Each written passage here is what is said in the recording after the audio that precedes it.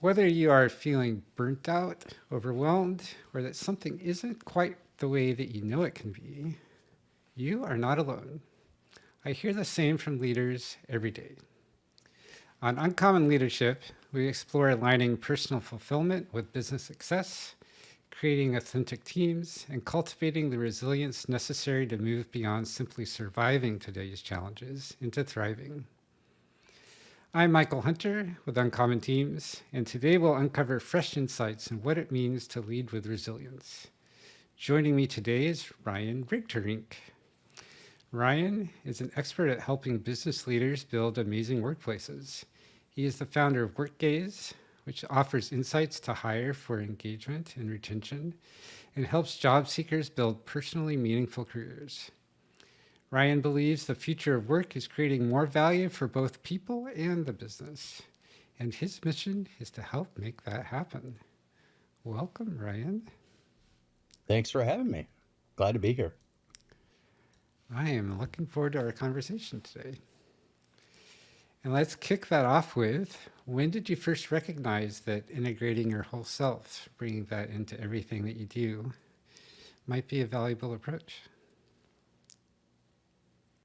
Yeah, so about 15 years or so ago, I had a perfect storm in my life that basically was a kind of a reset across every part of my life. And so that was as challenging as it sounds, and it really caused me to start questioning, who am I? What am I here for? Like pretty much every question you can imagine came up and was pretty intimidating. And so, what's interesting about bringing our whole selves in is for me to bring my whole self in, it actually, it's going to probably maybe sound a little weird, but I actually had to leave parts of myself behind, like the things that were not serving me or my future or showing up in the way that I wanted to, just in terms of personal leadership and what I wanted my life to look like. Um, for my best self and my whole self, as well as in the term of being like holistic, meant I first needed to leave some things behind, and that was somewhat counterintuitive, but probably makes sense looking back. And maybe should have been obvious, but it wasn't at the time. So It never is. Those parts of you that left behind, were those you or were any of them parts that other people had offered or forced or suggested onto you that because it's happened so long ago, you didn't realize it wasn't actually you, and it's just they've always been there, and so they thought they were part of you.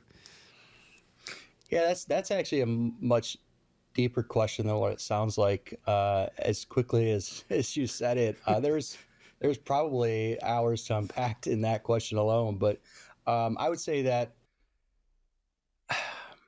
self is not a static concrete thing, right? It's dynamic. It's partly the story we tell ourselves, partly our agreements in terms of what you're talking about, as well as the things that are put on us, the environments and the contexts we're in, whether or not that aligns and accelerates or stifles and holds us back. And so yeah, self realizing who I was and how that maybe um, the interaction of those things, and understanding that I own the relationship in that became really critical for my own journey in terms of that, because I had to accept responsibility, greater responsibility for my relationship with my context, the environment that I put myself, how I talk to myself, the stories that in the whole sense making process of that I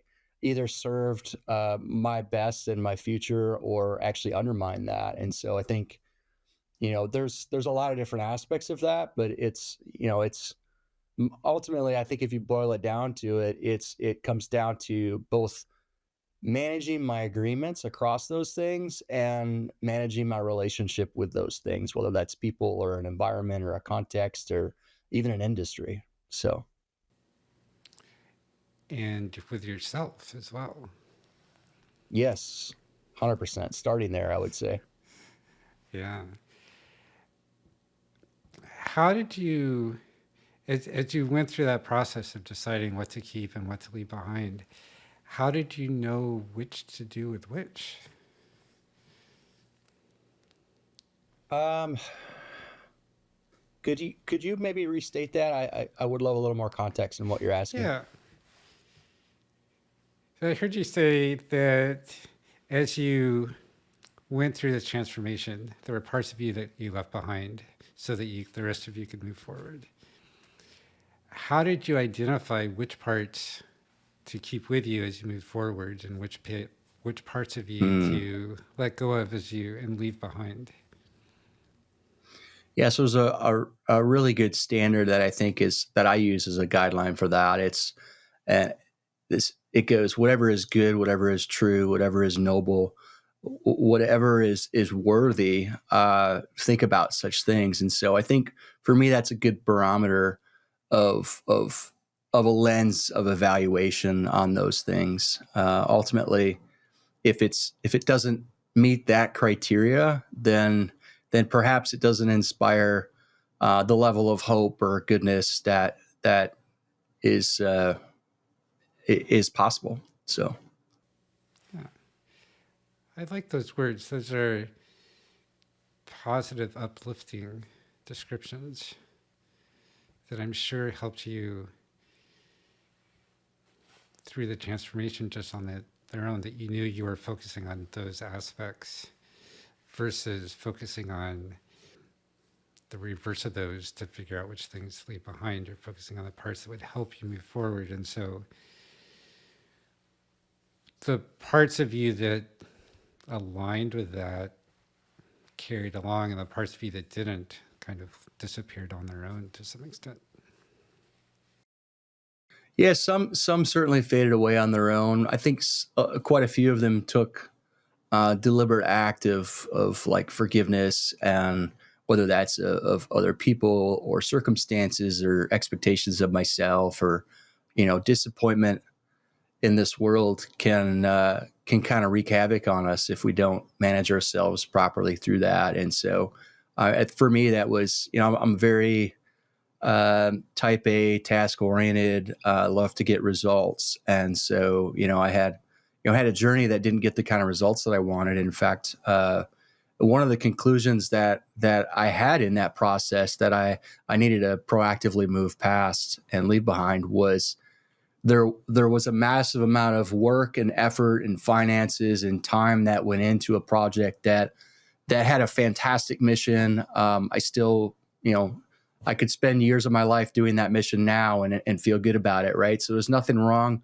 with those investments of myself and resources, but at the end of it, I had nothing but a negative of ashes to show for it. So some of my own expectations that I needed to move past in a real world sense is I'd have been better off had for a period of years that I had sat like laid in a hammock. This is what kind of haunted me, right? It'd have been better if I'd have laid in a hammock for a few years than had I done and expended and done all of the massive body of work that I had done in that process. And so it cost me, it cost my family. But is that a true statement? Is that a true conclusion? Like maybe on its face, but so much of these things that we have to put in a greater context of, well, okay, almost like interrogating our own thoughts and our own agreements in that sense of, well, is that really true? I mean, I had people tell me I got the equivalent of a master's or PhD in entrepreneurship and business through that process, even though, the results today weren't what they wanted. Ultimately, would that serve a greater purpose later? And it has, right? So this is just kind of where the messy middle where things haven't turned out the way we want, and sometimes in that middle we have the inverse of what we're pursuing. There's sometimes you have to dig a deep foundation before you build something that has potential to go high. So, but the real human journey through that is I can attest, at least in my case, is kind of chews you up and spits you out from time to time. So It can be pretty challenging at times, for sure. And it sounds like it was one of these wouldn't wish it on anyone else and would never give it up for myself experiences. I think there were, if I'm being honest, there were plenty of days I would have given it up for myself. At the time, you would But have, looking absolutely back true with that I wouldn't yourself. wish it on my worst nightmare Yeah. or on my worst enemy kind of thing. So yeah, Looking back, are there yeah. still But some of those that you wish you had not experienced? um, no, I mean, I think when we steward our experiences and we steward ourselves well,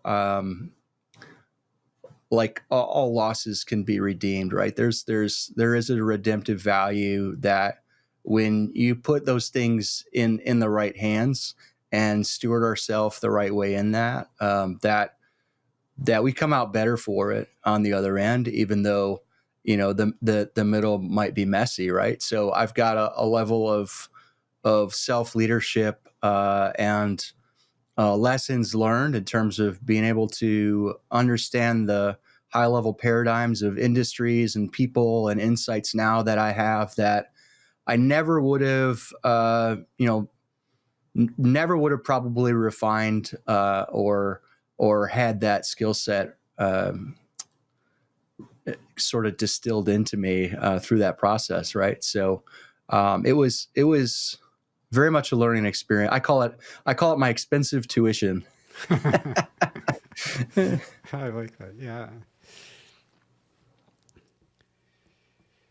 How do you take all this experience and build cultures where the people that you're working with, the companies that you're helping, feel safe and empowered to bring their unique talents into everything that they do? Yeah. So I think there's a lot to that. It's another very big question, but I think it starts with love, right? I think there's so often we try and do things in organizations that there's an outward appearance of, but it's not necessarily always backed by action. And so I think if you any time you can start with a genuine love and goodness towards other people, that's really in a lot of ways a necessary starting point. And so from that, I actually piloted a form of leadership called purpose management, which I guest lectured at a couple different business colleges about. Talking about, in a nutshell, it's like, how do we show up to not just serve our own interests, but the others' interests at a higher level?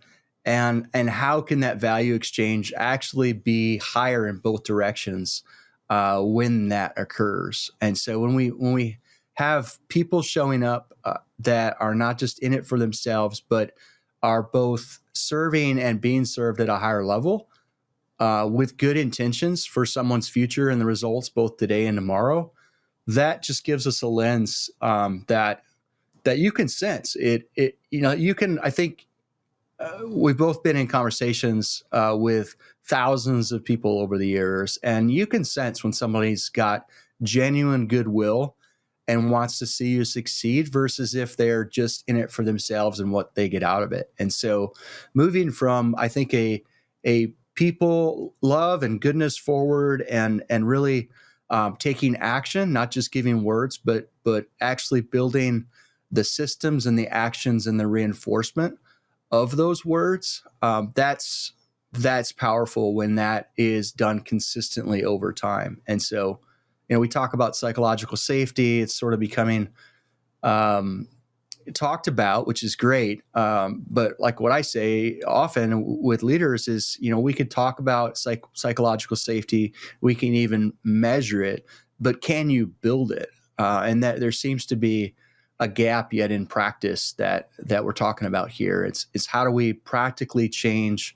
the dynamics of an organization so that it genuinely dignifies people and the future that they want to have, and not just what they can do to serve the bottom line of the organization. So that's sort of some starting points, if you will. I think a lot can be done along those lines, and certainly we are. But I think you get a long way there when you can show up with the not only the right mindset but the right heart.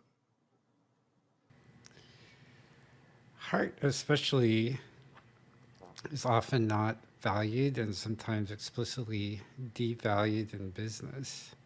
How do you show the business value of creating cultures that focus on heart and people's unique talents and uh, centering on that versus having this center be dollars or customers or whatever the primary metric that business uses? Yeah, so in a case study, we actually quantified it with dollars, and so there is an ROI. I actually love this piece of it. There's an ROI to strategic goodness. Like it when we show up and we take care of all stakeholders at a higher level. It's kind of some would call it the rule of the universe. I would call it kind of the fruit of the golden rule, right? When we give in a way that's meaningful, like that comes back to us, and we quantified that in a call center where people showed up not just to do tasks, but were invested in their own futures. And we quantified that it's, as you can imagine, a call center is really high attrition rates. Industry average is 7 or 8 months for call center reps. And I came alongside their leadership and that, when we measured it for them, it was moved from 8 months to 24 months. And early 30-day turnover dropped 90%. And so when you quantify that across the silos of businesses, I mean, that's a very significant financial ROI to what can be seen as maybe soft skills or light fluff or like whatever. You can approach it in just strict dollars and cents, and yet people don't experience the same thing. And so um, I love the fact that employee experience is being elevated, that strategic goodness is starting to be talked about, and the fact that being less transactional and more relational in the employer employee relationship is especially what the younger generations coming up, like they don't want just a paycheck. And I love that about the younger generations, that what my generation sort of just figured we had to put our head down and deal with, whether you liked it or not, kind of thing. It was the price of doing business.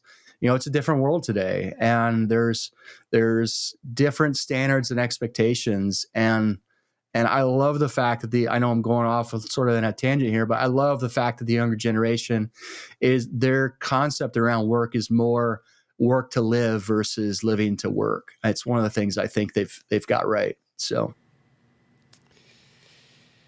Absolutely.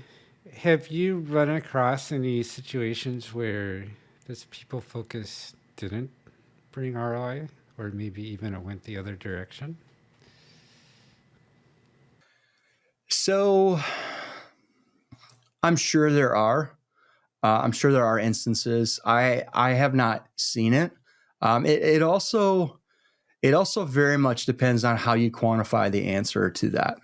So if so, you've got companies right now that when they have turnover and people leave the company, they view that sort of old school mentality of they view that as not being loyal, as though if they needed to lay off the employee, that would somehow be considered different. But so some of these things are like they're only one direction in terms of the frame of thought on it. But companies who treat their people on the way out really, really well, even though immediately the cost might appear to be a loss of talent or a loss of whatever, like how you view that is completely different. If you view that as somebody that you've invested into and now is actually a strategic mouthpiece and an ambassador for your company and how you treat your employees, and potentially even now a third party referral for customers and employees, like it depends very much on your mindset, even in how you measure that.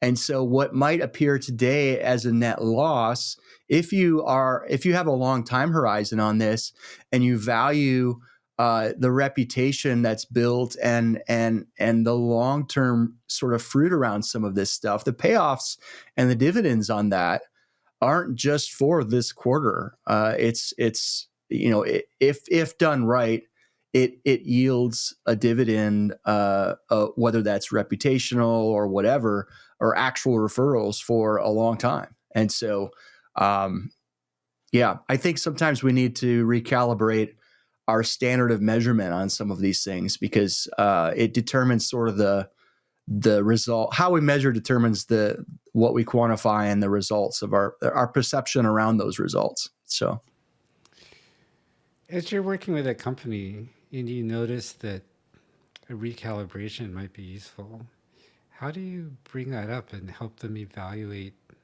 the ROI of doing that?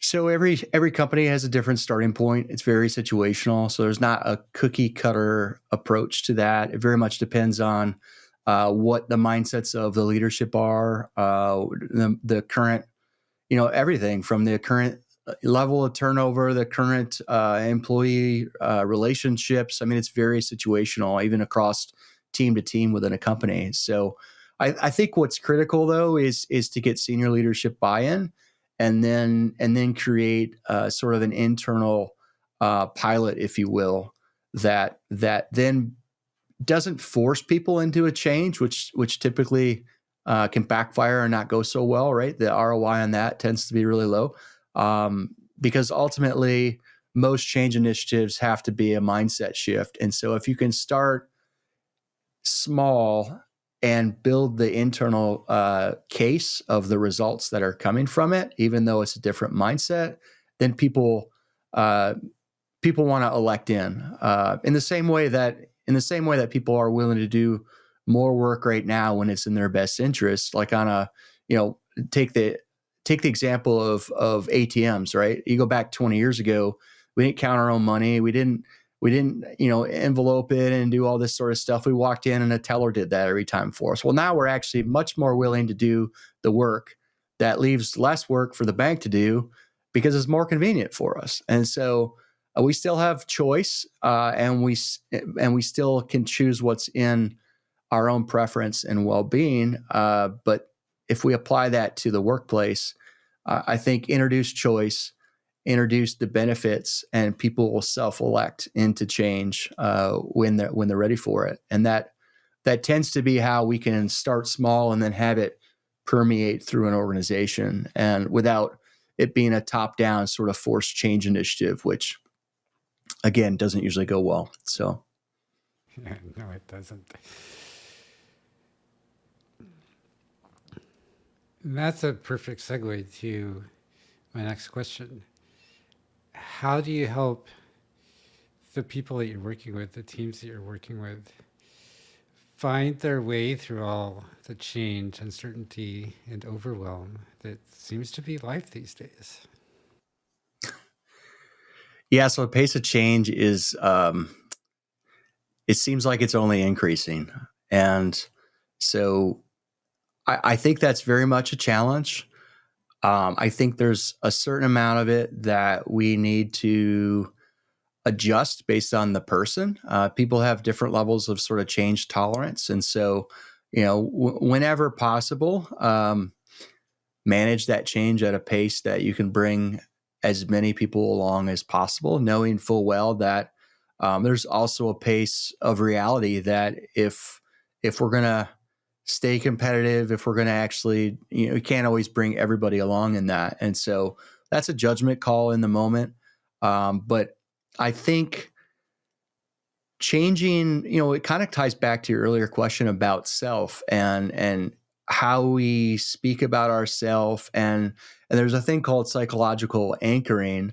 Our value that we create for a company in a lot of these arenas is going to be changing as the landscape changes, as AI is being introduced, as all of these constant sort of changes are happening. And so some of that is a mindset shift of the connected to the who am I of how do I create value for the company, and even in the form of leadership, how do I create value in how I lead people? The traditional command and control versus leading out of inspiring and creating trust and really leading environments, creating environments that empower and support the initiatives of the people with sort of a distributed leadership mindset.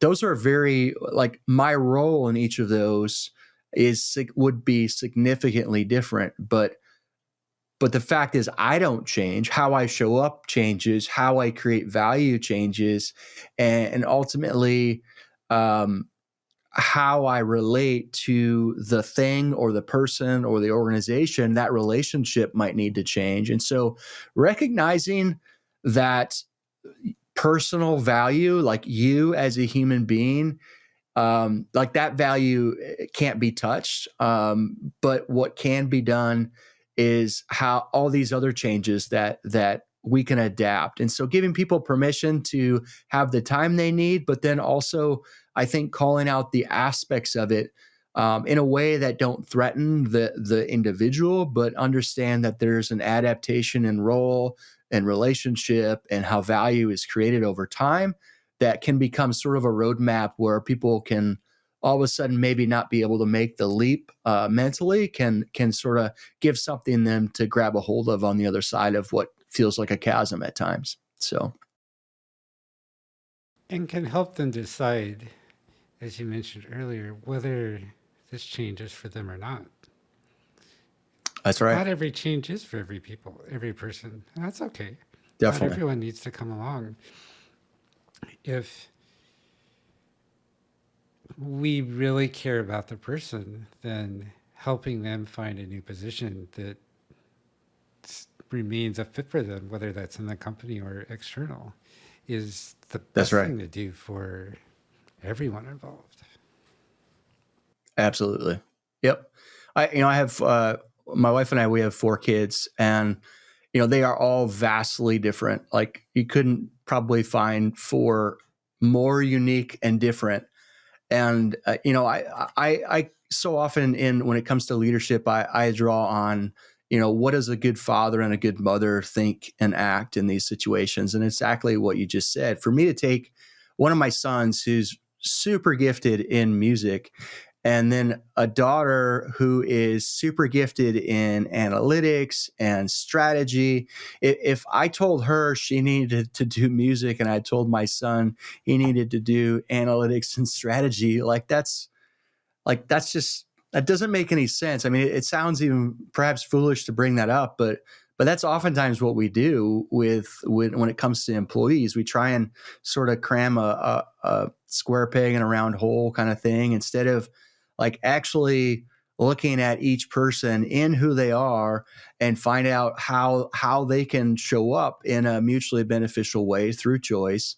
And if that's another role in the company, if that's a role outside of the company, or if that's them, changing with the new role, all of those are options. So ultimately, though, kind of going back to an earlier point, if we care about people to begin with, those things become obvious.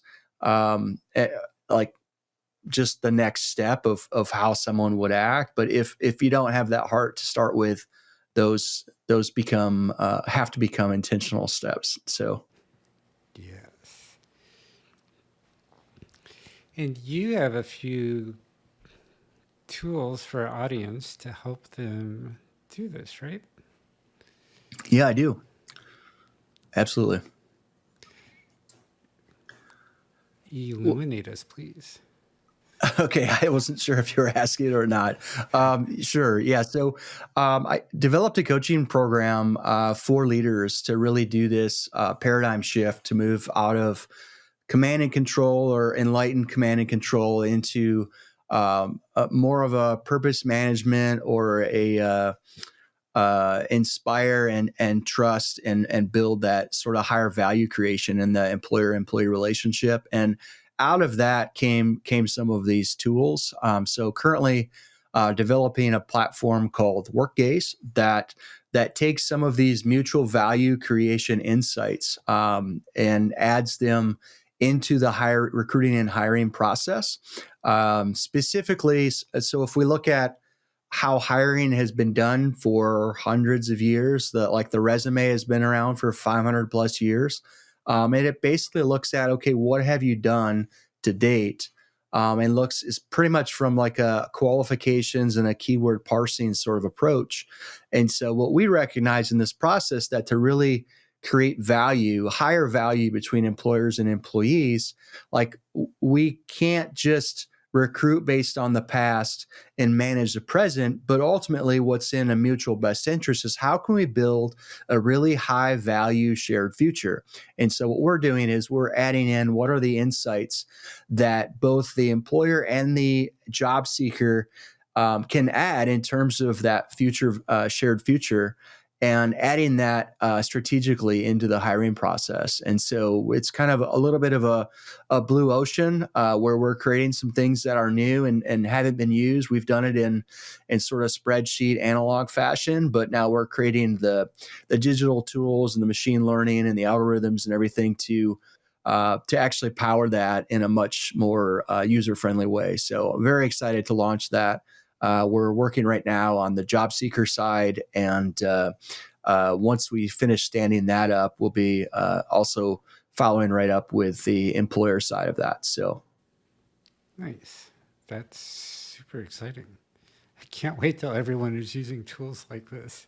That'll be a great world. yeah, I'm really excited about it, and it's it's exciting because it's my own business, but that's actually not why it's most exciting. It's most exciting because my wife and I, we have 4 kids who are young professionals, are in college or just out of college, and I've worked with hundreds of other youth, and ultimately what I see is a world where we ask really difficult questions of this particular age group, like what do you want to be when you grow up? What do you want to do? Like, and there's not, some do, but I'd say the majority don't have enough experiences and personal data to even really assess that. And so what we're doing is making something that's dynamic. It puts the control in the hands of the individual in terms of self guided, self-directed career navigation, but adds that insight into helping really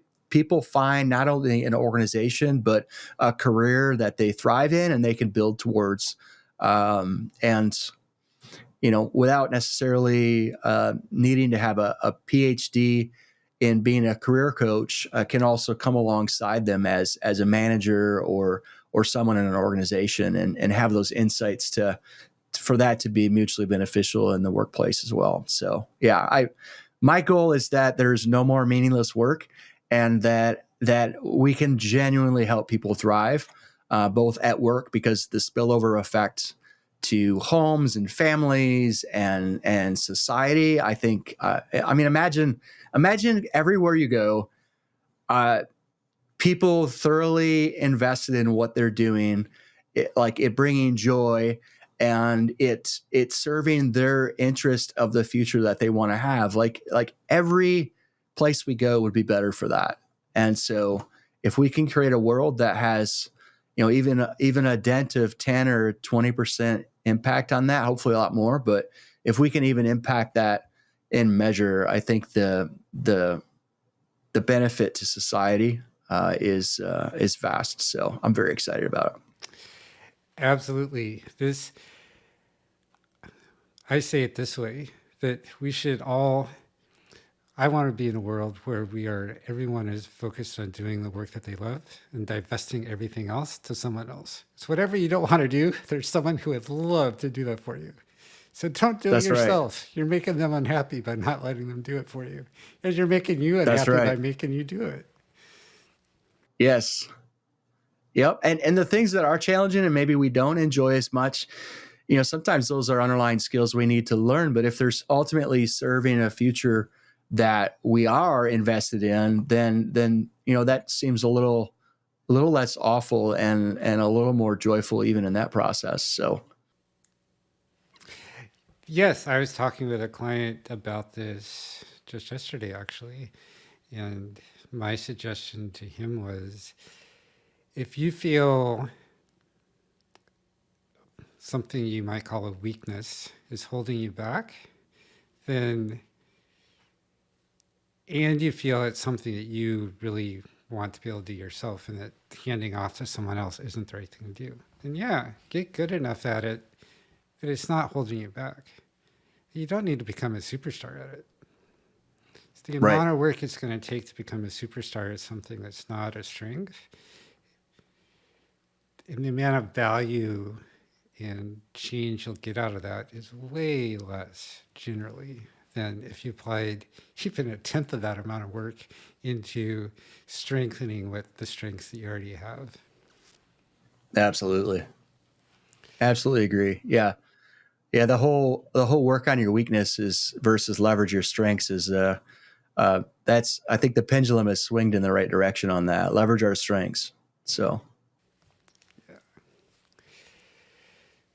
Ryan, if people would like to talk with you, learn more about work gaze, have you, what it might be like to have you work with them, what's the best way for them to find you, learn more? so they can go to workgaze.com and they can contact me through there, or if they prefer email, they can email me at ryan@workgaze.com. So be happy So to. that's super simple. And I'll have all those links in the show notes. What would you like to leave our audience with today? Oh, there's reason to hope for a better future. Regardless of what you're going through today, there is a tomorrow. It's better than today, and there's reason to invest in your tomorrow. It's the thing that when going back to the story of when what you asked earlier about my really difficult perfect storm season. Like, there were times I wanted to give up. There were times that I've said before, I wasn't suicidal, but I didn't necessarily want to live either, right? And so if you're in that place today, especially with the amount of change and uncertainty and everything else, like, I just want, if you can hear anything from today, just hear that you're good. Your value cannot be questioned, whether you are job searching right now, have been out of a job for a while, or in a very secure job. Like, that's not your value, and there's reason to hope both today and for the future. So That's beautiful, Ryan. Thank you for joining us today.